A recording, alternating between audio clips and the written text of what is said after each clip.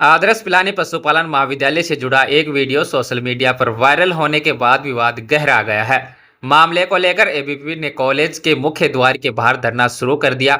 आरोप है कि कॉलेज की द्वितीय वर्ष की एक छात्रा के परिजन फीस जमा कराने कॉलेज पहुंचे थे। परिजनों का कहना है कि वे 30,000 रुपये जमा कराने आए थे और शेष फीस अगले महीने जमा कराने का अनुरोध किया, लेकिन कॉलेज प्रशासन ने पूरी फीस एक मुश्त जमा कराने की बात कहते हुए छात्रा को कॉलेज में प्रवेश देने से इनकार कर दिया। आरोप है कि इसी दौरान जब परिजनों ने पूरे घटनाक्रम का वीडियो बनाना शुरू किया तो कॉलेज परिसर में उनके साथ अभद्र व्यवहार किया गया। वायरल वीडियो में कॉलेज का एक व्यक्ति वीडियो बना रहे परिजन को धक्का देकर बाहर निकालता हुआ दिखाई दे रहा है, जिसके बाद मामला तुल पकड़ गया। इसलिए घटना से नाराज परिजन और एबीवीपी कार्यकर्ता कॉलेज के बाहर एकत्रित हो गए, जहां उन्होंने धरना शुरू कर दिया। प्रदर्शनकारियों का आरोप है कि फीस को लेकर विवाद अपनी जगह है, लेकिन परिजनों के साथ जिस तरह का व्यवहार किया गया वो बेहद आपत्तिजनक है। उनका कहना है कि यदि किसी अभिभावक को आर्थिक कारणों से फीस जमा कराने में समय चाहिए था तो मानवीय दृष्टिकोण अपनाना जाना चाहिए था। तो वहीं इस पूरे मामले पर कॉलेज प्रशासन का कहना है कि संस्थान के निर्धारित नियमों के अनुसार फीस एक मुश्त जमा कराना अनिवार्य है और किस्तों में फीस लेने का कोई प्रावधान नहीं है।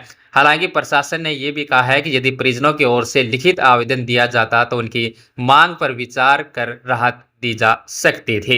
इधर वायरल वीडियो में कथित तौर पर परिजनों के साथ हुए व्यवहार को लेकर आमजन में भी नाराजगी देखने को मिल रही है।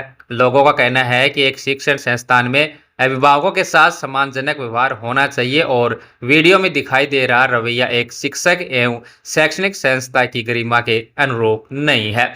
एबीवीपी ने चेतावनी दी है कि यदि परिजनों के साथ न्याय नहीं हुआ और मामले में उचित कार्रवाई नहीं की गई तो आंदोलन को और व्यापक रूप दिया जाएगा। फिलहाल ये मामला पूरे क्षेत्र में चर्चा का विषय बना हुआ है। ये मामला था आदर्श पशुधन महाविद्यालय पिलानी।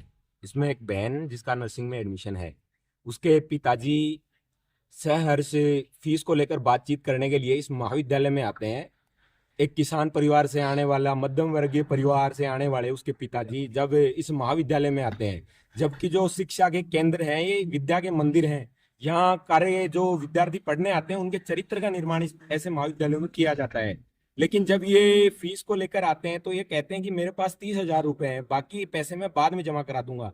लेकिन यहाँ का प्रशासन बड़ा ही हददर्मिता के साथ उनको कहता है कि आपको पूरे पैसे जमा करवाने तो करो, अन्यथा हम उसको क्लास में नहीं बैठने देंगे, आप जा सकते हैं। इतना कहने पे ये कहते हैं कि बाकी जो पैसे हैं मैं बाद में जमा करवा दूंगा। ऐसा ना कोई नियम बना हुआ है कि पूरी फीस जमा करवाई जाए। उसके बाद ये प्रशासन के व्यक्ति, यहाँ के कॉलेज प्रशासन जो धर्मिता पे अड़ा हुआ है, यहाँ का भ्रष्ट प्रशासन जो ये कहता है कि पूरी फीस जमा, अन्यथा आपकी बेटी को हम नहीं क्लास में नहीं बैठने देंगे, ऐसा विषय होता है।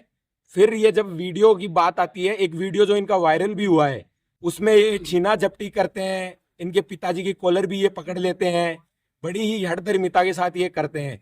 और आखिरी में जब जाते हुए कहते हैं कि आप कलेक्टर हो क्या, आपकी बेटी को पढ़ाना नहीं है क्या? तो मैं इस प्रशासन से पूछना चाहूंगा, इस देश में कलेक्टर की बेटी को ही पढ़ने का अधिकार है क्या? अगर उचित समय पर प्रशासन कार्रवाई नहीं करता है तो विद्यार्थी परिषद पूरे राजस्थान में उग्र प्रदर्शन करेगी और ऐसी कॉलेज, जो भ्रष्ट कॉलेज हैं, उनकी ईंट से ईंट बजाने का काम विद्यार्थी परिषद के कार्यकर्ता करेंगे। आपका नाम? कुलदीप सिंह जागावत, विभाग संयोजक, अखिल भारतीय विद्यार्थी परिषद, झुंझुनू विभाग। हाँ सर, मैं मुकेश कुमार अमीरवास से हूँ और मेरी बच्ची यहाँ इस कॉलेज में एडमिशन है और जीएनएम करती है और इसकी दूसरी साल है और पहली साल का पैसा मैंने जमा करा दिया और अब की बार अगर फीस जमा नहीं कराया आया न मैं, तब इन्होंने 30,000 रुपये लेके आया था, मैं इन्होंने जमा नहीं किया।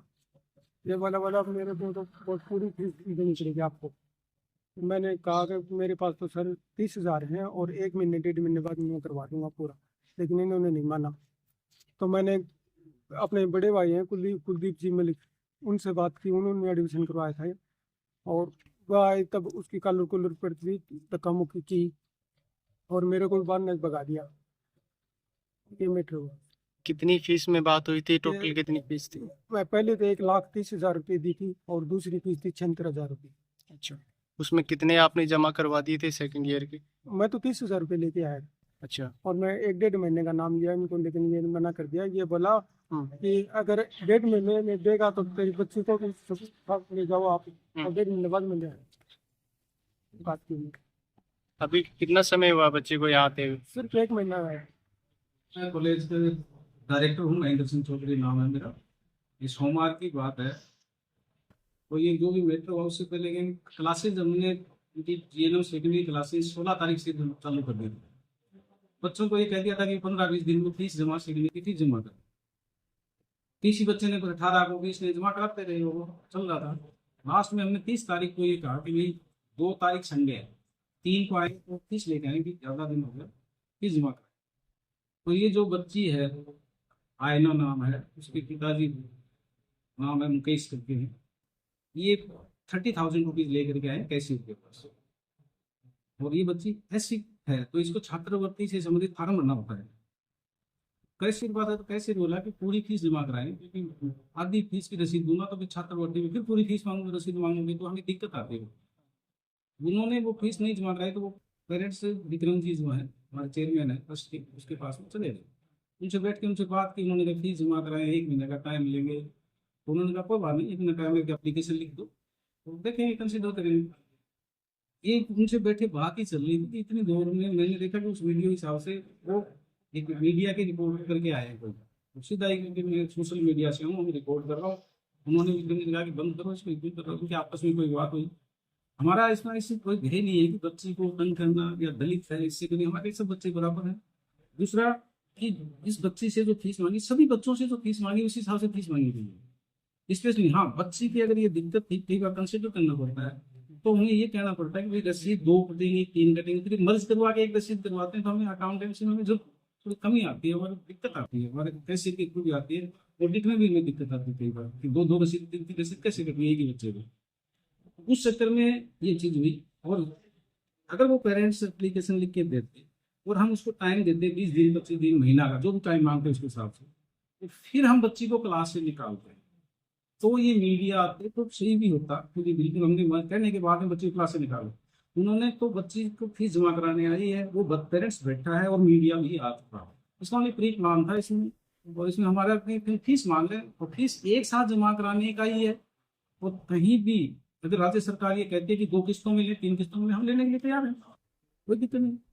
नॉन अटेंडिंग हम कराते नहीं शुरू से, रेगुलर क्लासेस लगती हैं। बच्चों को 16 तारीख से क्लास लग रही है, 3 तारीख 4 तारीख को भी आई बच्ची नहीं, बच्ची को जानता नहीं था यही बच्ची है, तो मैंने उसको क्लास में बैठाया, बेटा बैठिए। लेकिन एक क्लास में बैठाने से सभी बच्चों से ही फीस नहीं मांगनी पड़ेगी बिल्कुल, यानी कि आज फीस हम नहीं मांग रहे हैं तो एक बच्ची इसको बैठाएंगा तो दूसरी को भी नहीं मांगूंगा, उसको भी बैठाना पड़ेगा।